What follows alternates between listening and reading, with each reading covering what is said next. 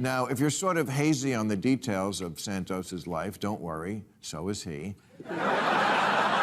And thus began the Bill Maher rant on why George Santos is not only not fit to be in the United States Congress, but why the voter is not fit to vote.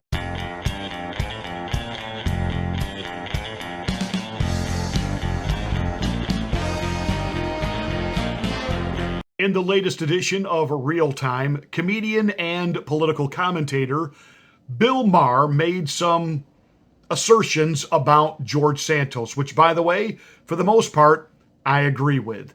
The guy, despite the fact he wears a Republican label and was elected out of Long Island, a New York congressional district, thus tipping the scales toward the Republicans to take control of the United States House of Representatives, the guy is a proven liar. Did the prestigious Horace Mann Prep School. They have no record of him. Nor does NYU, where he said he got an MBA, or Baruch College, where he falsely claimed to have graduated in the top 1% of his class. In fact, as Bill Maher pointed out, and I believe accurately so, Santos fell into a unique category where he appealed to both the left and the right. He appealed to the right by basically aligning himself with Trump and MAGA. And to the left, well, he knew exactly what New York liberals love to hear. What do liberals love? Identity politics and victimhood. So he said he had a brain tumor. And he was one of the first New Yorkers hospitalized for COVID. He said he lost 4 coworkers in the famous Pulse nightclub shooting in 2016. He's from Brazil, which is overwhelmingly Catholic, but when he ran in New York, he said he was Jewish. And in fact, his grandparents fled Ukraine to escape the Nazis. That's right, his Jewish Ukrainian forefathers escaped the Holocaust by being born Catholic in Brazil. And of course, Bill Maher also pointed out that since his divorce, Santos now claims to be gay, and there's even evidence that is now surfacing that at one time he worked as a drag queen performer. All that said, after Bill Maher, of course, went on his rant about, the shallowness of the typical voter, he then gave this reason as to why people, and he was only slanting it against the right, why people vote the way they do. Because no one cares anymore about substance. It's all tribalism. The only thing that matters is he on our team? Now, he is right about the people vote for the guy, quote, on my team. Now, when he says they don't really vote for substance, that I'm going to take issue with. The issue is not substance. The issue, Bill, is character. Way back in the day when you were on Politically Incorrect, when a guy by the name of William Jefferson Clinton, i.e. Bill Clinton, was running for president, and all of a sudden, all of this evidence began to come to light as to the background and character of Bill Clinton. His proclivities with women that he was not married to. And we're not talking 1 or 2 incidents, but literally dozens and dozens, and his wife going out there and his defenders going out there and talking about the fact that, yes, we know that he did everything that he could to not go to Vietnam. We know that he's had affairs, but you got to understand that some of these women, these were just, as James Carville put it, trailer trash. And if you drag a $100 bill through a trailer park, you're going to get women who come out to claim it. I mean, you talk about the poster boy for Me Too, it was Bill Clinton. But we were told back in the day, it's not about character. It's not about character. Stop making this about character. JFK had women on the side. Look what a great president he was. It's not about character. Well, part of character is telling the truth. Bill Clinton lied through his teeth, yet the Democrats overwhelmingly voted for Bill Clinton. So don't lecture us about that somehow on the right, as long as we hear somebody says that what we want to hear, we put them in office.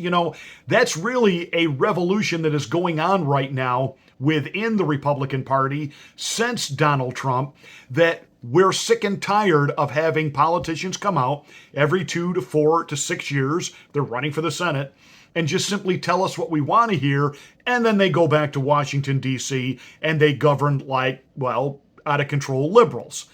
That's why Mittness Romneyus lost to Barackmas Obamamus. The conservative wing of the Republican Party said enough enough. And that opened the door 4 years later for Donald Trump to be able to run. Love him or hate him, what he said he was going to do, he did. Period. He did exactly what he said he would do. And now you've got members of the Republican Party that are trying to drag us back to the status quo. They're trying to tell us you can't have Trump, but we'll let you have DeSantis, which that ought to make every conservative, those of you that are starting to drift away from Trump and toward DeSantis, it ought to concern you a little bit when so many people who were so quote unquote anti-Trump, they were anti-MAGA, they were never Trumpers, but we'll let you have DeSantis. Why?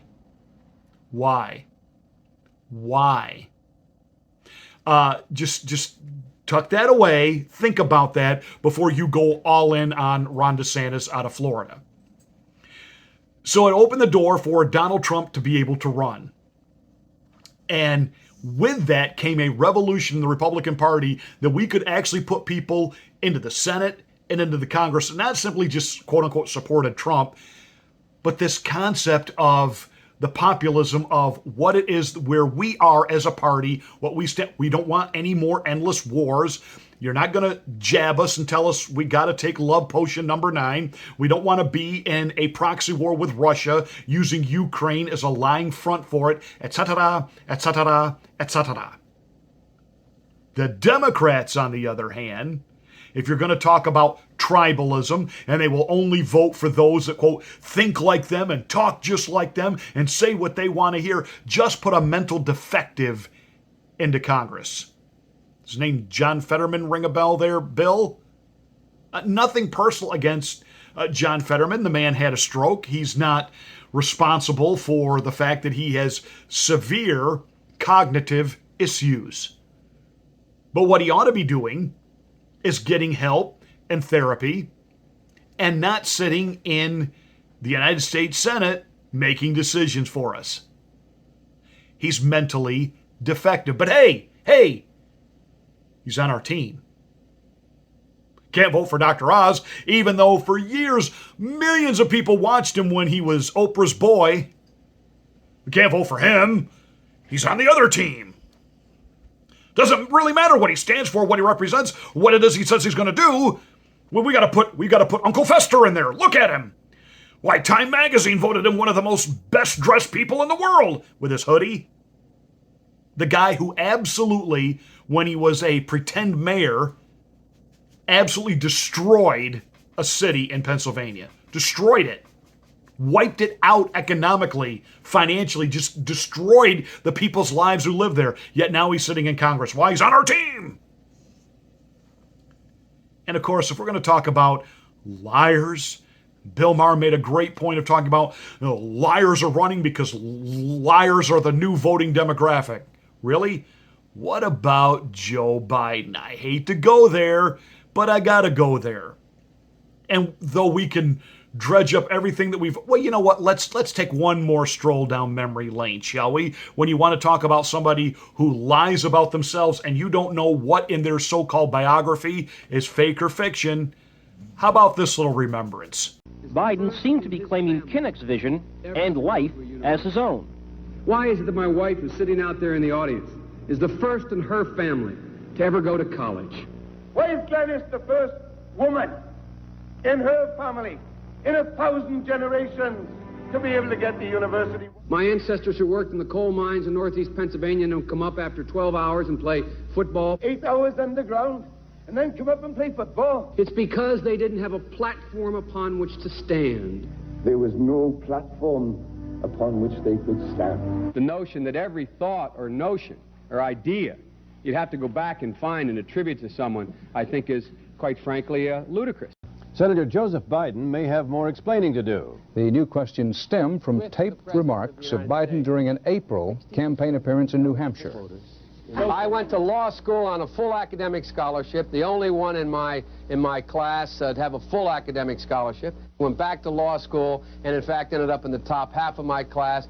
I was the outstanding student in the political science department at the end of my year. I graduated with 3 degrees from undergraduate school and 165 credits, only needed 123 credits. Biden now concedes he did not graduate in the top half of his law school class, that he does not have 3 degrees from college and that he was not named outstanding political science student in college. Newsweek says Biden actually went to school on a half scholarship, ended up near the bottom of his class, and won only 1 degree, not 3. Joe Biden ranked 76th in a class of 85 at the University of Syracuse Law School. I mean, this guy comes off this whole thing as a flyweight. Now Biden says Newsweek is right. His memory had failed him. And I'd be delighted to sit down and compare my IQ to yours if you'd like, Frank. I swear to God, when he left Scranton, when Cole died, my dad was he was a salesperson. He wasn't a coal miner. My great-grandpa was. Hell, I might be president now if it weren't for the fact I said I had an uncle who was a coal miner. It turned out I didn't have anybody in the coal mines, you know what I mean? Really? I tried that crap, it didn't work, I'm from Scranton, Pennsylvania. I figured there had to be a coal miner somewhere in the family. Nothing, huh? Nothing. Coal, it was an engineer. I mean, Does anybody really believe there was a corn pop? I mean, seriously. Does anybody really believe there was a corn pop and he was a bad dude and Obama Biden fought him? Give me a break. Give me a break. And all these policies that he has supposedly single-handedly passed that Barack Obama wouldn't have gotten anything done had it not been for Get It Done Joe. I mean, Joe lied about members in his family who worked in coal mines that didn't. He loves to tell stories about going to Martin Luther King's church, which he didn't, marching with Martin Luther King, which he didn't, being in a war zone during the Iraq War, which he never was. Lie on top of lie on top of lie. And every time he says, I'm telling you the truth, no joke, that's his tell, and a lie is immediately going to follow. Pinning the silver star on what was it, his grandfather, or I'm sorry, a Purple Heart on his grandfather didn't happen. Lie on top of lie on top of lie on top of lie.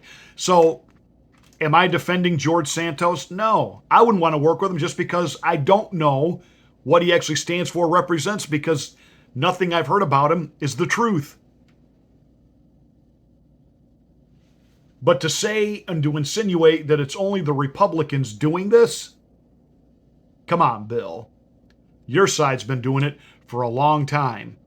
In fact, you guys have got it down to an art form. And that guy that you helped lie his way into the Oval Office because you had to get rid of Orange Man, who's now lying through his teeth about documents that they just keep finding. They just keep finding. Lied about Hunter, lied about his knowledge of it, lied about... If ever there was overwhelming evidence now that we have a president who is literally compromised by a foreign government, bum. But just keep going along with your party as we keep sending billions to Ukraine. And he was in bed with Ukraine financially. Gee, their few $1 million investment into Hunter has netted them billions in return of our tax dollars. So talk to me some more, Bill, about, quote, what did you call it? Tribalism politics? Yeah. Look at what your Trump derangement syndrome got us.